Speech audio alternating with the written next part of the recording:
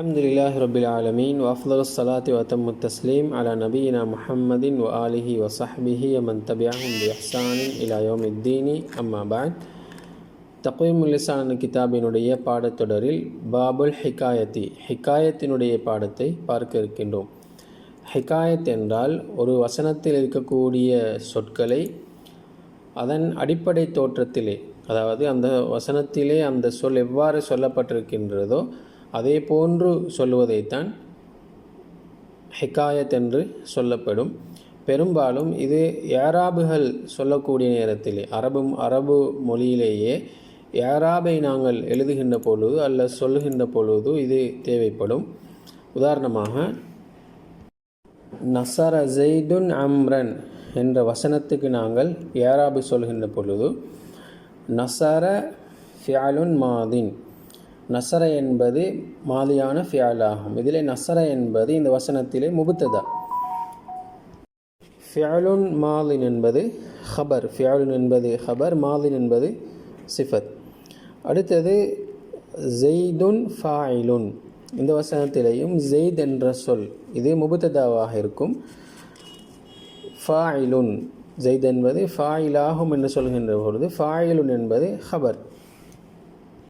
இந்த இரண்டிலும் பொதுவாக எல்லா வசனங்களை போன்று இருந்தாலும் அம்ரன் என்ற சொல்லுக்கு நாங்கள் ஏராப் எழுதுகின்ற பொழுது அம்ரன் மஃஊலுன், அம்ரன் என்ற சொல் மஃஊல் ஆகும். இங்கே அம்ரன் என்பது முபத்ததா, மஃஊலுன் என்பது ஹபர். இங்கே தான் ஹிகாயத்தங்களுக்கு தேவைப்படுகின்றது. அதாவது அம்ரன் என்ற அந்த சொல்லை அந்த வசனத்திலே இருப்பதை போன்றே அம்ரன் என்று சொல்லவும் முடியும். ஏனென்றால் அந்த வசனத்திலே அப்படித்தான் இருக்கின்றது. அதனை அதில் இருக்கக்கூடியவாறே நாங்கள் ஹிகாயத் என்ற அடிப்படையிலே சொல்கின்றோம். அல்லது முபத்ததா என்ற அடிப்படையிலே அம்ருன் என்றும் சொல்ல முடியும், வஅம்ருன் மஃஊலுன் என்றும் சொல்ல முடியும். அதே போன்று இஸ்திஃபாமோடு வரக்கூடிய வசனங்களிலேயும் இது பிரயோகிக்கப்படலாம். உதாரணமாக, ஒருவர் ரஅய்து ஸைதன், ஸைதை நான் கண்டேன் என்று சொல்கின்றார். எனக்கு ஸைத் என்பது யார் என்று தெரியாத சந்தர்ப்பத்தில் ஸைத் என்பவர் யார் என்று சொல்வதற்கு மன் ஸைதன் என்றும் சொல்லலாம், அல்லது மன் ஸைதுன் என்றும் சொல்லலாம். மன் ஸைதன் என்று சொன்னால் அவர் சொன்ன அந்த வசனத்திலே ஸைதன் என்று இருக்கின்றது. எனவே அந்த சொல்லை அப்படியே சொல்கின்ற அடிப்படையில், ஹிகாயத்தன் அடிப்படையிலே மன் ஸைதன் என்று சொல்லலாம். அல்லது இது ஏராபின் அடிப்படையிலே முபத்ததா ஹபர் என்ற இடத்திலே இருப்பதனால் மன் ஸைதுன் என்றும் சொல்ல முடியும். இது ஹிகாயத்தினுடைய பாடத்தின் மிக சுருக்கமான விடயம். முஸன்னிஃப் ரஹிமஹுல்லாஹ் அவர்கள் கூறுவதை பார்ப்போம். பாபுல் ஹிகாயத், இது ஹிகாயத்தை பற்றிய பாடமாகும்.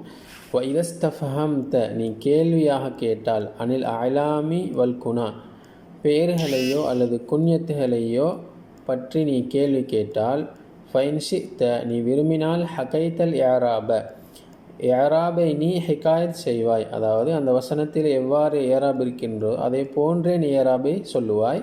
வைன்ஷித்த, நீ விரும்பினால், ரஃபாத்தஹு அலல்லாஹிரி, வெளிரங்கத்தின் அடிப்படையில், அதாவது முபத்ததா ஹபர் என்ற அடிப்படையிலே ரஃபு செய்யலாம். இதா கால் காயிலு, ஒருவர் சொன்னால், ரஅய்து ஸைதன் என்று சொன்னால், ஃபகுல்த, நீ கூறுவாய், மன் ஸைதன் இதா ஹகைத்த, ஹிகாயத் என்ற அடிப்படையிலே சொன்னால் மன் ஸைதன் என்று நீ கூறுவாய். வைன்ஷித்த, நீ விரும்பினால், குல்த மன் ஸைதுன், மன் ஸைதுன் என்றும் நீ கூறுவாய். அப்படி சொன்னால் ஃபஹு அலல் இப்திதாஇ வல் ஹபரி, முபத்ததா ஹபர் என்ற அடிப்படையிலே ஆகும். வைதா கால் அல் காயிலு ரஅய்து அபா பக்ரின், ரஅய்து அபா பக்ர் என்று சொன்னால், ஃபகுல்த மன் அபா பக்ர், மன் அபா பக்ர் என்று நீ சொன்னால், ஹகைத்தல் ஏராபனி, ஏராபை ஹிகாயத் செய்திருக்கின்றாய். அதாவது ரஅய்து அபா பக்ர் என்ற வசனத்திலே உள்ள அதே சொல்லையே நீ கேட்டிருக்கின்றாய். வைன் குல்த மன் அபு பக்ரின், மன் அபு பக்ர் என்று சொன்னால் ஃபஹு அலல் இப்திதாஇ வல் ஹபரி, அது முபத்ததா ஹபர் என்ற அடிப்படையிலே ஆகும். இது ஹிகாயத்தினுடைய பாடத்தின் சுருக்கமான விடயத்தை குறிக்கின்றார்கள். இந்த பாடத்தோடு தக்வீமுல் லிசான் கிதாபு முற்றுப்பெறுகின்றது. தம்மல் கிதாபு பிஅவுனில்லாஹில் மலிக்கில் வஹாபி பிரஹ்மதிக யா அர்ஹமர் ராஹிமீன். வஸல்லல்லாஹு அலா கைரி ஹல்கிஹி சய்யிதினா முஹம்மதின் وآله وصحبه أجمعين والحمد لله رب العالمين.